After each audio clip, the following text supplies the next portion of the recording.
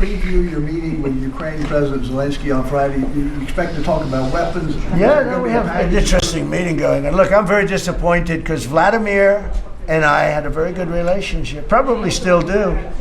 I don't know why he continues with this war. This war has been so bad for him. He's going into 4 years of a war that he should have won that war in 1 week. He's now going to soon be into his 4th year.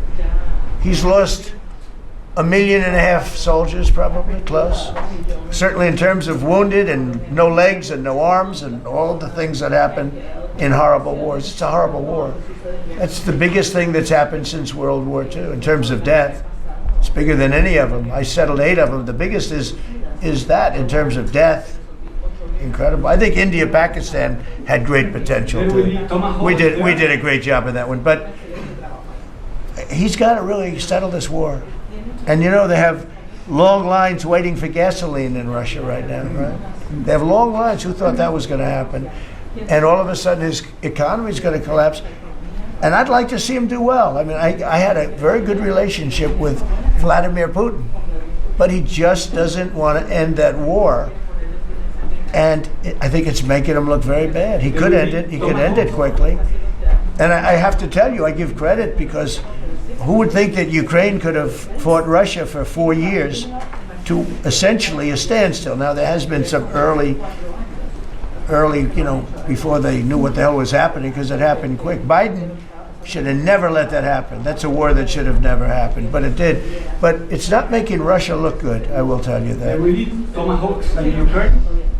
We'll be talking about Ukraine, yeah. I mean, I have the president coming in on Friday, and I know what he has to say. He wants weapons. He would like to have tomahawks. Everyone else wants tomahawks. And we have a lot of tomahawks. Tomahawk is do you need any tomahawks in Argentina? You can cross Moscow with tomahawks. You need them for your opposition, I guess, because see, in this country, they'd use tomahawks for the opposition. I don't do that. I'm much nicer. The Democrats would use them if they had the chance. They're sick people. Go ahead. President, are you worried that this plan with Argentina can fail? Anything can fail. Anything can fail. You never know. That's why I say Putin should do something about the war, because so far, I mean, it's turned out to be very bad for him. But anything can. So this plan can fail. Sure, it can fail, but it's got a better chance. I would say, Scott, it's got a better chance of success than failure. And if it's successful, it's an unbelievable success. It can transform your country into greatness. It's got a great chance. We'd like to give it a chance. Anything can fail, but we'd like to give it a chance. And we think, because he's made so much progress. I mean, the work that he's done over the last 4 years is incredible.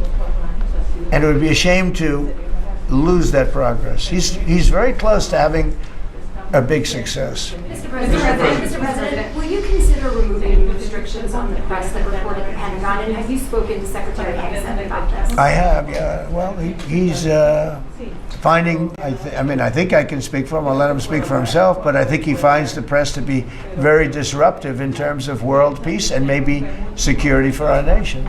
Press is very dishonest. Not you, but the press is very dishonest. You have something to say, Peter? Well, I very much appreciate the question because it was interesting to watch. We had a chance to go along on the historic trip of Middle East peace, which our generation of veterans never dreamed would be possible. So you would think that the Pentagon press corps of all press corps would be front and center across the board on wanting to give credit to the president for forging this kind of peace, and instead what they want to talk about is a policy about them, which simply says maybe the policy should look like the White House or other military installations where you have to wear a badge that identifies that you're press, or you can't just roam anywhere you want. It used to be, Mr. President, the press could go anywhere, pretty much anywhere in the Pentagon, the most classified area in the world. Or also that if they sign on to the credentialing, they're not going to try to get soldiers to break the law by giving them classified information. So it's common sense stuff, Mr. President. We're trying to make sure national security is respected, and we're proud of the policy.